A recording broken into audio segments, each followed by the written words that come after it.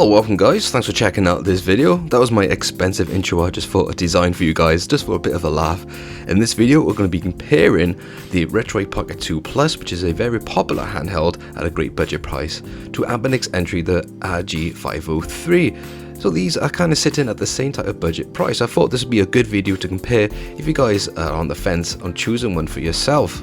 But before we do, of course, if you guys can just hit that like and subscribe, that'd be absolutely awesome. Now, each of these products have both pros and cons, and it's quite difficult to choose, so I thought at the end of this video you got a better idea of what one will be best for your own choice. The rg503 has had some minor bad rep, but personally I've had a better experience, which I'll explain a bit later on in the video. So I'm going to break this video down into 3 sections, just to keep it simple. I'm not going to bear you with so much technical information, just to get you a good and basic understanding. So the first section I'm going to be covering is the build quality and design of the device. In the second section I'll compare the setup with the OS and firmware usability. Third section I'll compare the emulation performances, and then at the end you'll just get a bit more of my own personal intake. But of course I'd love to hear from you guys of what your input with both of these devices are. So we are on to point number 1, which is build quality and design. As you can see, they are quite different. The Anbernic is more renowned for its build quality, but the Retroid Pocket 2 Plus is more renowned for its design and layout. So for me personally, I do like its layout, especially with this analog stick at the top and the triggers, so it's more comfortable and easier to reach. When it comes to the rg503, you got more of a reach to coming up here, but I have found that this raised trigger is a bit more comfortable than I realized. After a bit more use, I did get used to it quite comfortably. When it comes to the shell, I have found with my model, I'm not sure if it's with all the other type of colors of Retroid Pocket 2, they just really pick up a lot of the grime and the sweat really easily. When it comes to the rg503, I think it's just that type of plastic that they use. It does seem to retain its cleanness. With the Retroid, it is quite flat, as you can see, and with the 503, it is concave and does have a little bit of a grip on the back. I have found that very comfortable to use, and I do kind of prefer this type of in my hand. Just generally that's slightly more comfortable and less of a handshake when I was playing in longer game times. When it comes to the button quality, as you can see, the D-pad on the 503, if I zoom in, you see a bit of the scratch work is a bit peeled off. That's because it is rubbing on the side a bit. So I had to break this device in quite a bit to get a bit more comfortable. It was a bit of an issue to begin with, but later on it was nothing that much of a big deal. It's also the same with the buttons.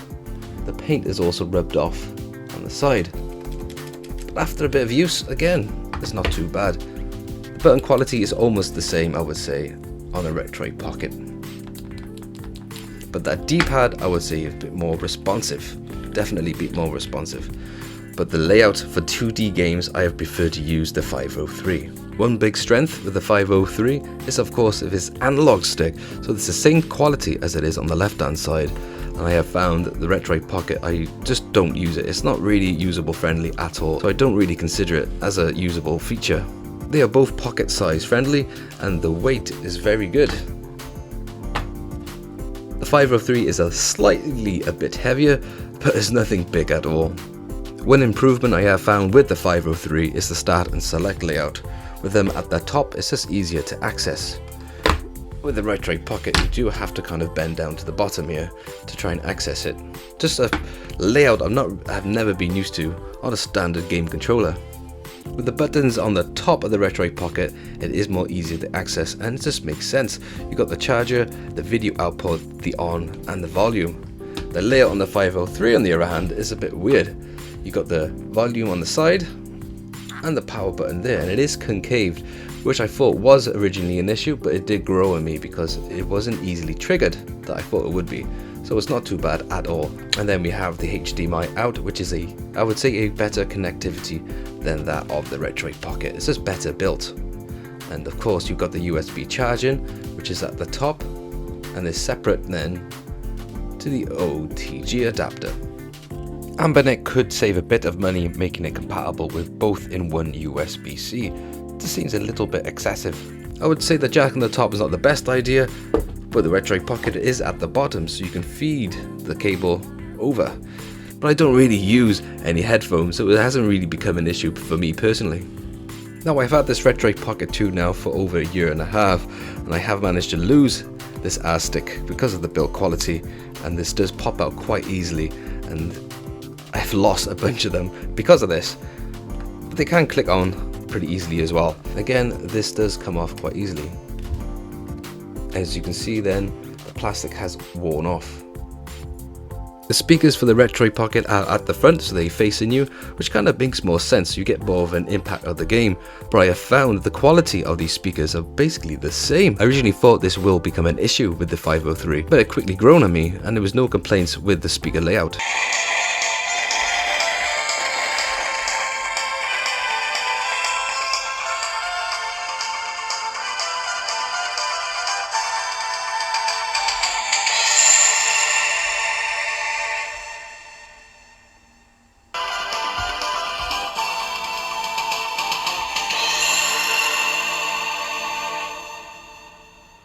So 503, better build quality of the analog stick, better placement for the start and select screen, micro switches at the top which I found easier to use, but the RP2 does have a better layout.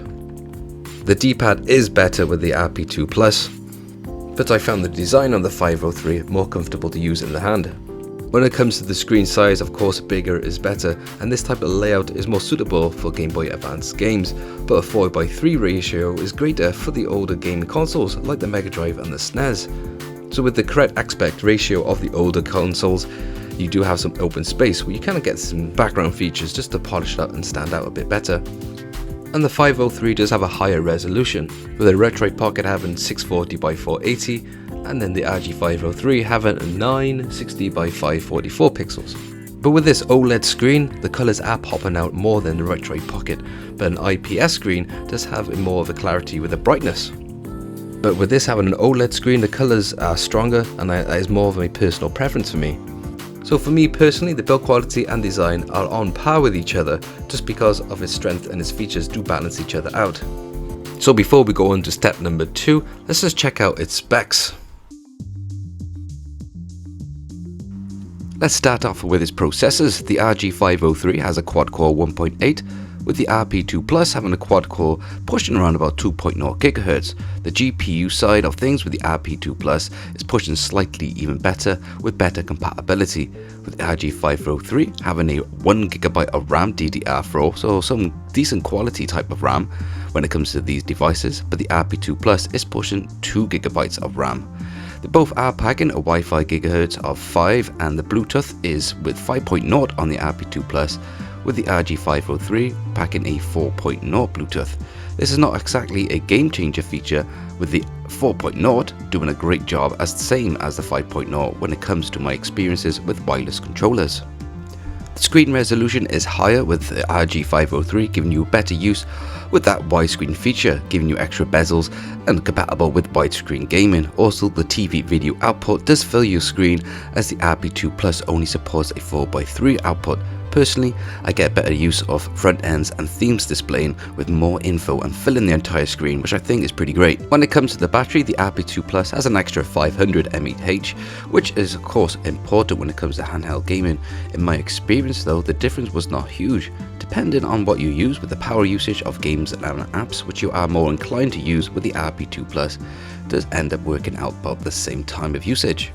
Both are hitting around about 5 to 6 hours of gameplay time, which is plenty enough for me personally, and some great standby time. So the RP2 Plus on paper does have the better specs, but having compatibility with Android only and the rg503 compatible with Linux only also does make a big change, which now brings me on to the setup OS and firmware usability. Before we do though, this video is turning out to be a little longer than originally anticipated. We're over halfway there, so grab yourself a brew or a cup of coffee, and of course I appreciate you a lot for sticking around in this video. Watching to the end, I'd love to hear from you in the comment section below. Well, the first thing I like to show is the boot up speed difference, as this is quite a difference. The Anbernic is taking about 17 seconds to get up and running, with the Retroid Pocket 2 Plus taking about just over 50 seconds.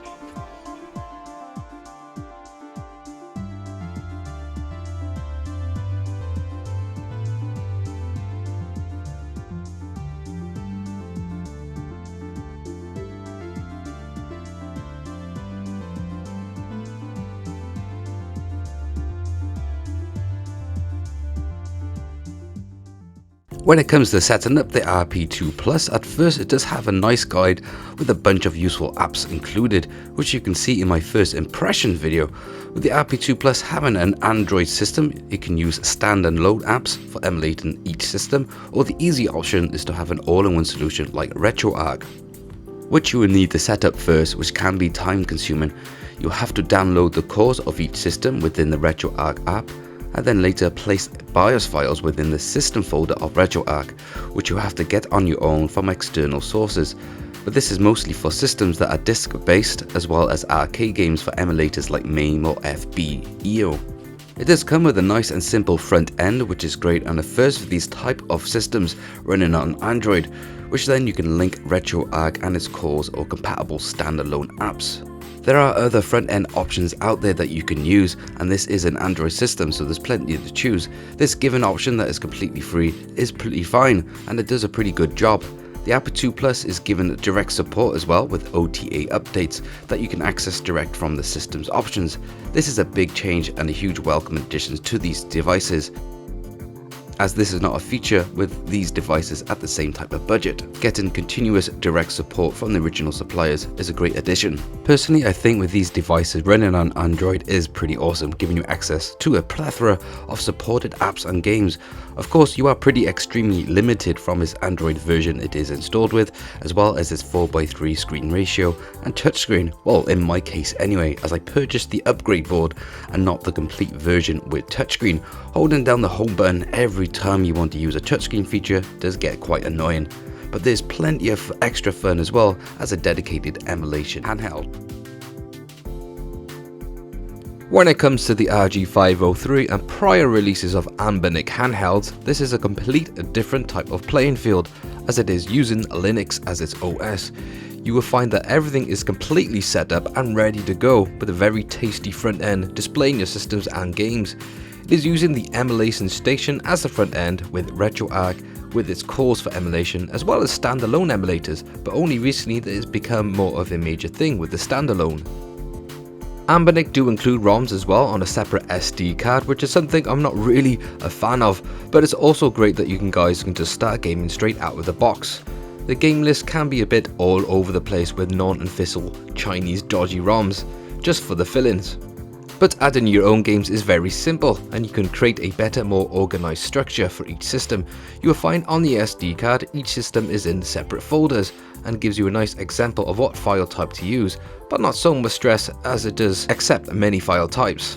Emulation Station is very nice on the eyes and very simple to use and to navigate around.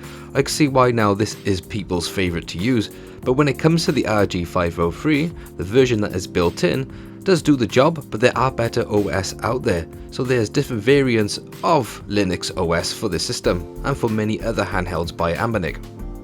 These are created by the awesome modding community out there, and now we can have access to other OSs like Gelos OS and Arc.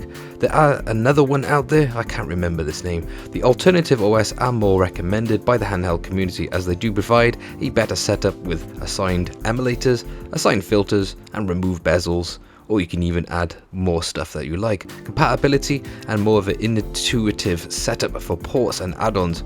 Also, they do have continuous updates and support, unlike the official one by Anbernic. To set up these alternative OSs is as simply as downloading an OS ISO image and mounting it onto an SD card, 8GB or more is recommended. I would use a software called Emulation Etcher to do so, simply by selecting a path to your SD card that you have plugged in, and then you can just select the ISO image, and then that will take about 15 minutes to transfer the ISO image onto the SD card. If you guys are after a more in-depth video on the installation process as well as compare with these OSs, hit me in the comment section. If there's much interest, I'll smash out a video for you, no problem.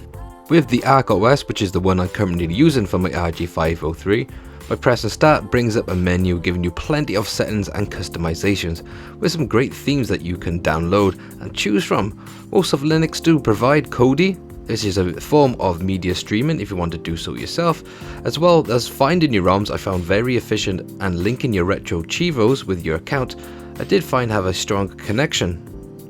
With your handheld booting straight into your game list, I did find pretty awesome. It does come across as a very smooth and stable. Playing your videos especially is a smoother transition than I found than using any Android app. Emulation Station does have a huge following and support for many users, and is considered the more favourable front end to use. With the rg503 having this widescreen, I find have a better on displaying your front end as well as just getting a bigger picture on selecting any games. It does have an advantage as well with video output. Now you can fill your entire screen with a 16:9 ratio.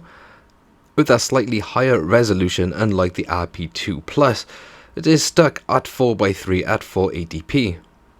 I also find some of the colours and the black and white more accurate with the rg503 than the Retroid Pocket 2 Plus video output.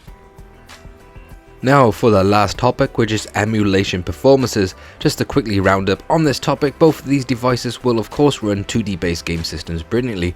As expected, the rg503 even handling the harder to push 2D arcade games much like Demon Front and Ninja Baseball Batman flawlessly. The RP2 Plus on the other hand, with its more advanced chipset, will provide even more support with PS1 games running on duck emulation with higher resolution of Time 2. It's most friendly to use, as well as PSP running very well, though you can get away with some titles on the rg503. Dreamcast is a bit of a hit or miss with the rg503, but better than as originally anticipated.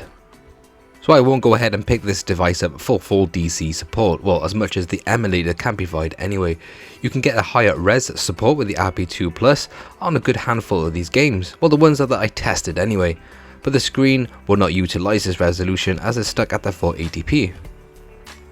When it comes to N64 on the rg503, you have to fluctuate between different emulators and the standalone app. Like the Rice one is a pretty good one with good compatibility, but you get better compatibility with the RP2 Plus. So if you don't mind just a handful of titles to work, I will go for the rg503, but if you want a good decent amount of compatibility, I would pick up the RP2 Plus for the N64 games. Of course, no PS2 support with the rg503, but you do get some minor support with the RP2 Plus, and it's always fun to see how far you can push this. You can also get some minor GameCube games titles to work on the RP2 Plus as well. Both of these handhelds are pretty awesome, and the rg503 is more accessible to purchase in the timing of this video, with a link of course in the description box below. I did brush up on the differences of Linux versus Android, but one thing I failed to mention is that it did catch my attention is that Linux does have less controller input latency. Nothing too drastic at all, and just something I thought I'd keep an eye out, as I did hear that Linux users have been putting this statement out there. Well, I hope that you enjoyed this video. Thanks for watching, and as always, if you liked it, hit that button. If you want to support, click subscribe, leave a comments below, and I'll catch you lot on the next video.